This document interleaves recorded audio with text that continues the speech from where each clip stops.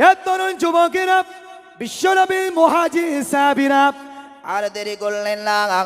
বিশ্বনবী সরওয়ারে কায়নাত নবীজি সাল্লাল্লাহু আলাইহি ওয়াসাল্লাম হুজুরের থেকে অনুমতি নিলেন। ইয়া রাসূলুল্লাহ, ইয়া হাবিবাল্লাহ, হুজুর আর বিলম্ব নয়, এবার আমরা যুদ্ধের ময়দানে নেমে পড়লাম। ভাই আমার, দোস্ত আমার, মুহাজির সাহাবীরা যখন নেমে গেলেন, একের পরে তুমুল যখন যুদ্ধ শুরু হয়ে গেল।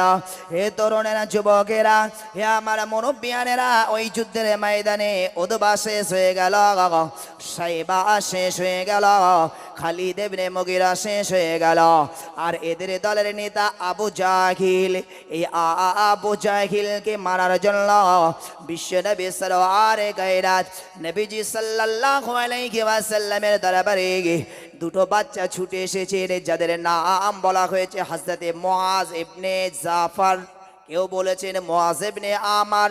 ভাই আমার, দোস্ত আমার, কেউ বলেছেন মুআজ এদের দুজনা দুই পিতার সন্তান, কেউ বলেছেন না হযরতে জাফরেরই একই দুই সন্তান। ভাই আমার, দোস্ত আমার, এই হযরতে মুআজ রাদিয়াল্লাহু তাআলা আনহু বিশ্বনবীর দরবারে চলে এলেন। ইয়া রাসূলুল্লাহ, ইয়া হাবিবাল্লাহ, হুজুর আমরা বড় ছোট মানুষ, কিন্তু এই বদরের যুদ্ধে আমরাও যেতে চাই, আমাদের একটা টার্গেট আছে। বিশ্বনবী বললেন, না না না, এই বদরের যুদ্ধে আমি যাদেরকে নিয়ে যাব, কেবলমাত্র তাদেরকে আমি বিচক্ষণতার সাথে আমি তাদের সাইজ দেখবো, তারা কেমন, তারা যুদ্ধের উপযোগী কিনা, আমি যথাযথ তাদেরকে দেখে নিয়ে যাব। হযরত মুআজ রাদিয়াল্লাহু তাআলা আনহু নবীর দরবারে বললেন, ইয়া রাসূলুল্লাহ, ইয়া হাবিবাল্লাহ, হুজুর আমরা দুই ভাই, আমাদের মনের তামান্না একটু বদরের যুদ্ধে আমাদের কি অনুমতি দেন। হে তরুণেরা, যুবকেরা, বিশ্বনবী সাল্লাল্লাহু আলাইহি ওয়াসাল্লাম হযরত মুআজ রাদিয়াল্লাহু তাআলা আনহু এই দুইজন ছোট্ট বাচ্চাকে বিশ্বনবী অবশেষে তাদের অবস্থা থেকে অনুমতি দিতে বাধ্য হলেন। এই দুইজন ছোট্ট বাচ্চা চলে গেলেন। ভাই আমার, দোস্ত আমার, যিনি কিনা মক্কার দাদা, যিনি হলেন মক্কার লিডার, যিনি হলেন মক্কার দাদা, যিনি হলেন মক্কার সুপারম্যান ছিলেন, সেই আবু জাহেল। ভাই আমার, দোস্ত আমার, তাকে মারার জন্য বড় এমন কোনো নেতার প্রয়োজন হয় নাই। ভাই আমার, দোস্ত আমার, ইসলামের ইতিহাসে আপনি যদি দেখেন, হযরত মুআজ রাদিয়াল্লাহু তাআলা আনহু এরা দুই ভাই বিশ্বনবীর একজন সাহাবীর কাছে দাঁড়িয়ে গেলেন।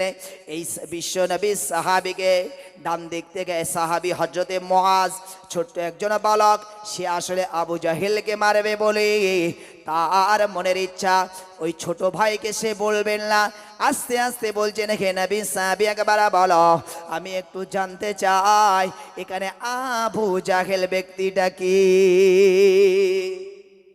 ডান দিকে দাঁড়িয়ে আছেন ইনিও মুআজ রাদিয়াল্লাহু তাআলা আনহু। তিনি বলছেন, এত জোরে বলছেন না যেন ওই বাচ্চা শুনতে পায়, কারণ সাহাবী যেন উত্তর দিলে শুধু আমি শুনতে পাই, ওই বাচ্চা শুনলে যদি সেও যদি আমার সাথে ওই আবু জেহেলের উপরে যদি লাফিয়ে পড়ে, তাহলে আমি একা আবু জেহেলকে মারতে পারবো না, ওর টার্গেট হলো আবু জেহেলকে আমি একা মারবো। ডান দিকের যে মুআজ যিনি আছেন তারও চিন্তা, আর এদিকের ছোট, এই দিকের বাম দিকের মুআজ, এও যখন কথা বন্ধ করেছেন, নবী সাহাবীকে ডেকে বলছে, এই নবী সাহাবী, একবার বলো না কানে কানে আবু জেহেল ব্যক্তিটা কে। হে সোনামানিকেরা, হে জওয়ানেরা, যুবকেরা, হে আমার মুরব্বিয়ানেরা, বিশ্বনবী সাহাবী হযরত মুআজ রাদিয়াল্লাহু তাআলা আনহু যখন এইভাবে দুই ভাই জিজ্ঞাসা করতে লাগলেন, এমন সময় দুইজন সাহাবীকে জবাব দিলেন কানে কানে, হে ছোট্ট সাহাবীরা শোনো, এই আবু জাহেল নামক ব্যক্তিটা অন্য কেউ নয়, ওই ব্যক্তিটাই হলো আবু জাহেল। যখন আবু জাহেলকে দুই ভাইকে দেখিয়ে দিলেন, হে তরুণেরা, যুবকেরা, হে আমার মুরব্বিয়ানেরা, এই দুইজন ছোট্ট বালক, তারা সিংহের নাই বাঘের নাই গর্জন দিয়ে তারা আবু জাহেলের উপরে ঝাঁপিয়ে পড়লেন। হে তরুণেরা, যুবকেরা, হে আমার মুরব্বিয়ানেরা, এই আবু জেহেলের উপরে ঝাঁপিয়ে পড়ার সাথে সাথে দুই ভাই এমন মারা মারলেন, আবু জেহেল ওই বদরের ময়দানে সে একবার শ্বাসটা ত্যাগ করে আর একবার শ্বাসটা যেন ফেলে। ভাই আমার দোস্ত আমার, কিন্তু এত বড় সে নেতা ছিল, এত বড় সে লিডার ছিল, তারপরও তার ভিতরে অহংকার নষ্ট হয় নাই। মরণের সময় তার অহংকার নষ্ট হয় নাই। মরণের সময় সে বলছে, তোমরা, আমি আবু জেহেল, তোমরা আমার বুকের উপরে চড়েছো, তোমরা আমাকে মার্ডার করবে, হত্যা করে মেরে ফেলবে। তারপরেও শুনে রাখো, আমি মক্কার সুপারম্যান, আমি মক্কার লিডার, আমি আবু জেহেল বলছি, তারপরেও তোমাদের কাছে আমি আমার মাথাকে নত করব না, তারপরও আমি তোমাদের কাছে আমার এই মাথাকে বিক্রি করব না। ভাই আমার দোস্ত আমার, আবু জেহেল এই বলতে বলতে এই দুনিয়া থেকে বিদায় নিলেন।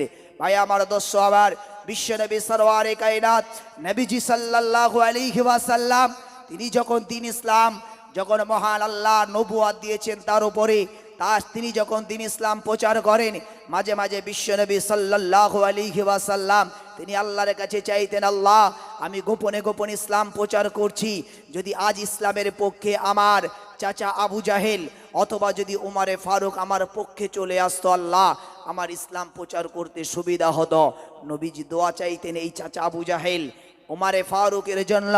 যদি আবু জাহেলের জন্য আল্লাহ কবুল করেন, ওমারে ফারুককে আল্লাহ কবুল করেছেন। হযরত ওমারে ফারুক রাদিয়াল্লাহু তাআলা আনহু হুজুরকে আমার আল্লাহ কবুল করেছেন। ভাই আমার দোস্ত আমার, এমন একটা সময় ছিল যখন ইসলাম গোপনে গোপনে গোপনে গোপনে প্রচার করতে হতো।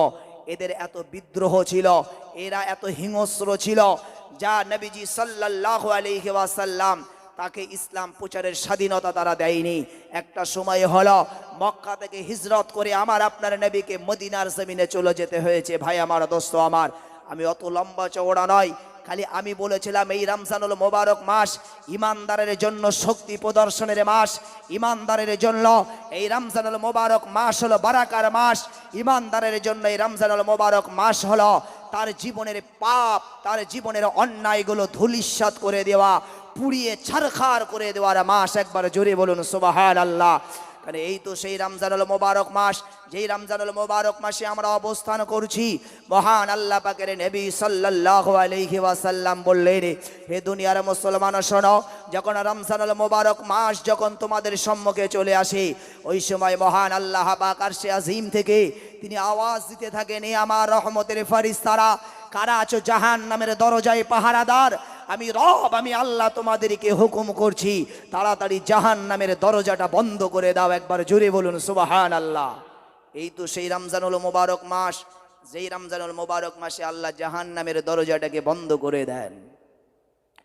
হে তরুণ যুবকেরা, হে আমার মুরব্বিয়ানেরা, বিশ্বনবী সরওয়ারে কায়নাত নবীজি সাল্লাল্লাহু আলাইহি ওয়াসাল্লাম বলতে থাকেন, হে আমার উম্মত উম্মতিরা শুনে রাখো, আমি রাসূল পাক সাল্লাল্লাহু আলাইহি ওয়াসাল্লাম জানিয়ে দিই, খালি তাই নয়, রব্বুল আলামিন আল্লাহ পাক যখন রমজানুল মোবারক মাসটা চলে আসে, ওই সময় আমার আল্লাহ পাক আল্লাহ তাআলা জান্নাতীর দরওয়ানদেরকে ডেকে বলতে থাকে, রে হে আমার জান্নাতীর ফেরেশতারা, আর দেরি নয়, দেরি নয়, আমি আল্লাহ পাক আল্লাহ তাআলা তোমাদেরকে হুকুম করে দিলাম, তাড়াতাড়ি তোমরা সমস্ত জান্নাতের দরজাগুলো উন্মুক্ত করে দাও। রমজানুল মোবারক মাসে জাহান্নামের দরজাকে বন্ধ করে দেওয়া হয়, জান্নাতের দরজাগুলোকে উন্মুক্ত করে দেওয়া হয়, খুলে দেওয়া হয়। একবার জোরে বলুন সুবহানাল্লাহ। কঠিন আযাব, কঠিন যে শক্ত আযাবের ব্যবস্থা আমাদের জন্য রেখেছেন, যদি আমরা জাহান্নামী হয়ে যাই, সেই আযাবের রাস্তা বন্ধ করে দিলেন। আর আল্লাহ বলছে, তোমাদের আমি আল্লাহ নাজাত দেওয়ার জন্য তোমরা দুনিয়াতে আমি আল্লাহ আমার বান্দিগি করবি, তোমরা আমি আল্লাহ আমার ইবাদত করবি, আমি আল্লাহ বিনিময়ে তোমাদেরকে জান্নাত দেব। তাই আমি আল্লাহ রমজানুল মোবারক মাসে আমি সেই জান্নাতের দরজাগুলো উন্মুক্ত করে দিয়ে তোমাদের কাছে প্রচার করতে চাই, হে আমার বান্দা বান্দিরা, তোমরা গুনাহ থেকে মুক্ত থাকো, আমি আল্লাহ জাহান্নাম তোমাদের জন্য বন্ধ করে দেব, আর তোমরা ইবাদত বান্দেগি করো, আমল করো, আমি রব, আমি আল্লাহ তোমাদের জন্যই জান্নাতের দরজা খুলে দেব। একবার জোরে বলুন সুবহানাল্লাহ। ভাই আমার দোস্ত আমার, সেই রমজানুল মোবারক মাস, যেই রমজানুল মোবারক মাস সম্পর্কে বিশ্বনবী বলেন, হে তরুণ যুবকেরা, হে আমার মুরব্বিয়ানেরা, বিশ্বনবী সরওয়ারে কায়নাত নবীজি সাল্লাল্লাহু আলাইহি ওয়াসাল্লাম বললেন, হে আমার উম্মতিরা মনে রাখো, যেই মাসটি হলো রমজানুল মুবারক মাস, এই রমজানুল মুবারক মাস আসার সাথে সাথে আমার রব আমার আল্লাহ ওই সময় হুকুম করতে থাকেন, হে আমার ফেরেশতারা, দেরি নয়, তাড়াতাড়ি তোমরা ইবলিস শয়তান, ইবলিসের শয়তানের চলা ইবলিসের শয়তানের বাচ্চা, তাদের সবাইকে তোমরা সেগুলো বন্দি করে তাদেরকে আবদ্ধ করো, তারা যেন আমার গুনাহগার বান্দা বান্দিদেরকে আর ধোঁকা না দিতে পারে। আল্লাহ বান্দাদেরকে কত ভালোবাসেন চিন্তা করুন। রমজানুল মুবারক মাস এমন একটা স্পেশাল খাস মাস, যে রমজানুল মুবারক মাসে আল্লাহ আমাদেরকে আল্লাহ নাজাত দেওয়ার জন্য বলছে, ইবলিস শয়তান, যে ইবলিস শয়তান আল্লাহর কাছে চেয়েছেন, আল্লাহ আপনাকে সারা জীবন আমি ইবাদত করেছি, বান্দেগি করেছি, দুনিয়ার এমন একটা কোনো জমিনের স্থান নাই যে জায়গাতে আমি ইবলিস শয়তান আমার কপালটা আপনার জন্য সেজদায় রত হয় নাই। আমি জিন, আমি ইবলিস শয়তান এত ইবাদত করার পরেও একটা অহংকারের কারণে যখন আমি কাফেরদের দলভুক্ত হয়ে গেলাম, মেনেই নিলাম আমি কাফের হয়ে গেলাম, কিন্তু আমার জীবনের এই আমল দ্বারা যদি আপনার কাছে কিছু চাই, আপনি কি আমাকে দেবেন না? আল্লাহ বললেন, ইবলিস চাও কি চাও আমার কাছে? ইবলিস চাইলেন, আল্লাহ আমি যেন সারা পৃথিবীর আদম সন্তানদেরকে আমি ধোঁকা দিতে পারি, মুহূর্তের ভিতরে শিরা উপশিরায় ঘুরে যেন তাদেরকে আমি ধোঁকা দিতে পারি। আল্লাহ বললে, যা তোকে দিয়ে দিলাম। ভাই আমার, দোস্ত আমার, তবে মহান আল্লাহ পাক আল্লাহ তাআলার নবী বলেন, পৃথিবীর মানুষ মনে রাখো, তবে ইবলিস শয়তান বলে, আমি পৃথিবীতে তাদের ভয় করি যারা সমাজে আলেম, যারা সমাজে জ্ঞানী মানুষ, এই জ্ঞানী মানুষদেরকে ইবলিস শয়তান বলছে আমি ভয় করি। একবার জোরে বলবেন না? ইবলিস শয়তান ভয় করে আলেমদের। ভাই আমার, দোস্ত আমার, এই ইবলিস শয়তান আলেমদেরকে ভয় করে। মহান আল্লাহ পাকের নবী সাল্লাল্লাহু আলাইহি ওয়াসাল্লাম বলেছেন, আর প্রকৃত ঈমানদার যারা, প্রকৃত মুমিন যারা, ইবলিস শয়তানদের চোখে মহান আল্লাহ পাক এমন ধরনের একটা আবদ্ধ পর্দা লাগিয়ে দেবে, যে পর্দার কারণে তারা মুমিনদেরকে দেখতেই পাবে না। একবার জোরে বলুন সুবহানাল্লাহ। মাঝখানে পড়ে যাবে কারা?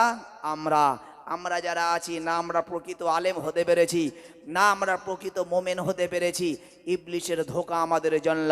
ভাই আমার, দোস্ত আমার, সেই ইবলিস শয়তান তিনি বলেছিলেন, আল্লাহ আমাকে এমন ক্ষমতা দেন যেন পৃথিবীর আদম সন্তানদের শিরা উপশিরায় ঘুরতে পারি, আমি তাদেরকে ধোঁকা দিতে পারি। ভাই আমার, দোস্ত আমার, আল্লাহ বলেছিলেন, যা তোকে দিয়ে দিলাম। সেই শ্রেণীর মানুষ আমরা, যাদের শিরা উপশিরায় ঘুরি ধোঁকা দেওয়ার ক্ষমতা রাখে ইবলিস শয়তান, ওই ধরনের মানুষ হলাম আমরা এই জগতে যারা বসবাস করছি। নিশ্চিত অবশ্যই ভালো মানুষ আছেন, তবে সেটা মুষ্টিমে কয়েকজন, গোনার মধ্যে নয়। ভাই আমার, দোস্ত আমার, কিন্তু এই ইবলিস শয়তানকে এই রমজানুল মুবারক মাসে আটকে দেওয়ার খাতিরে ইবলিস শয়তানের পক্ষ হতে আমাদের কাছে কোনো ধোঁকা আসছে না।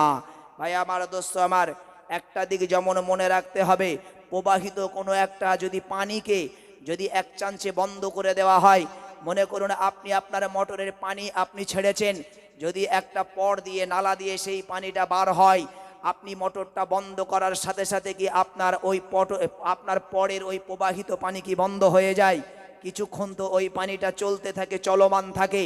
ঠিক তেমনই কেউ উদাহরণ দিয়েছে, এই রমজানুল মুবারক মাসে আমরা মানুষ, অর্থাৎ মিনাল জিন্নাতি ওয়ান নাস, মানুষ খালি জিনদের ভেতরে শয়তান নয়, মানুষের ভেতর ওই শয়তানের অনুসরণ করতে করতে অনেকের দিল, অনেকের অন্তর কল্পগুলো শয়তানে পরিণত হয়ে গেছে, তাই তারা সেই প্রবাহিত পানির ন্যায় তারা এখনো চলছে।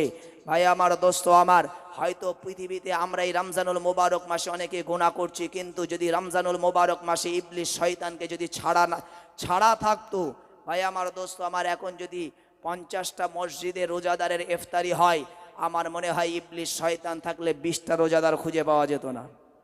এটা আল্লাহর দয়া।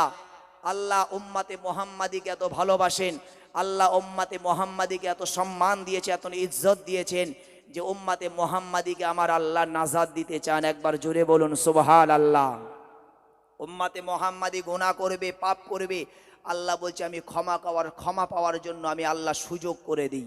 এই যে রমজানুল মুবারক মাস, এটা আসলে রমজান ছিল না, এটা রমজুন থেকে রমজান। রমজুন শব্দের অর্থ হলো পুড়িয়ে ছারখার করে দেওয়া, অর্থাৎ এই রমজানুল মোবারক মাসে ইমানদারেরা তারা ইবাদত করবে, রোজা রাখবে, আর আমার আল্লাহ পাক আল্লাহ তাআলার কাছে তারা ক্ষমা চাইবে, তাদের জীবনের পাপ রাশিগুলো পুড়িয়ে ছারখার করে দেবেন আমার আল্লাহ। একবার জোরে বলুন সুবহানাল্লাহ।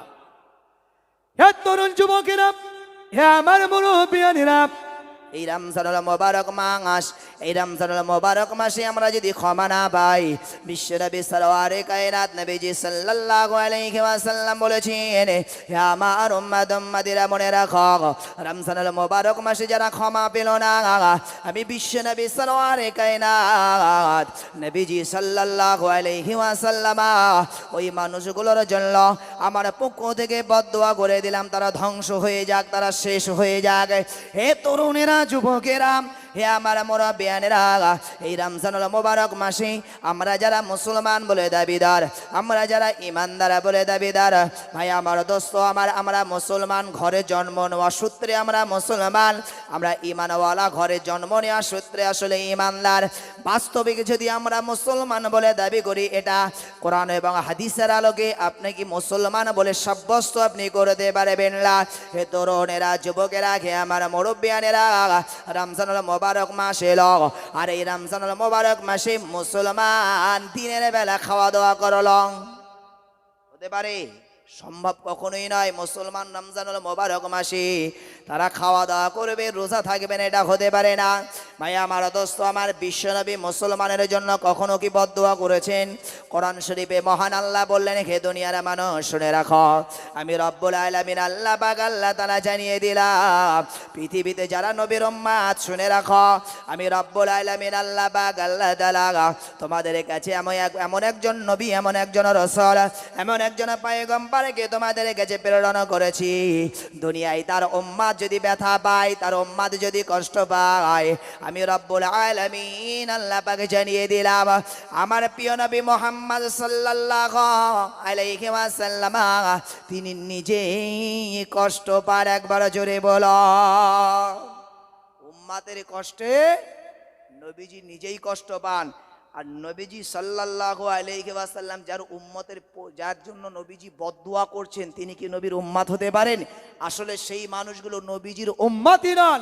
আর রমজানুল মোবারক মাসে রোজা না রেখে ওই মানুষটা গুনাহ মাপ পাওয়ার যোগ্য ব্যক্তি কি? আসলে রোজা মাপ তো হবে তার জন্য।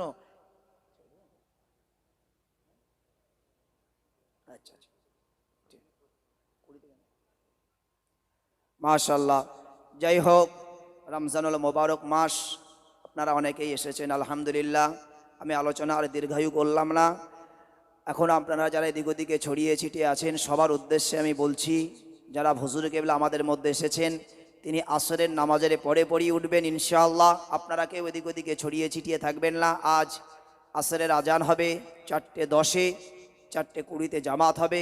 ওই জন্য এখানেই আমি আলোচনা সমাপ্তি করছি। আপনারা প্রত্যেকেই ওযু সেরে মসজিদে চলুন, নামাজের সময় 4:20 জামাত হবে ইনশাআল্লাহ। দরুদ শরীফ, আল্লাহুম্মা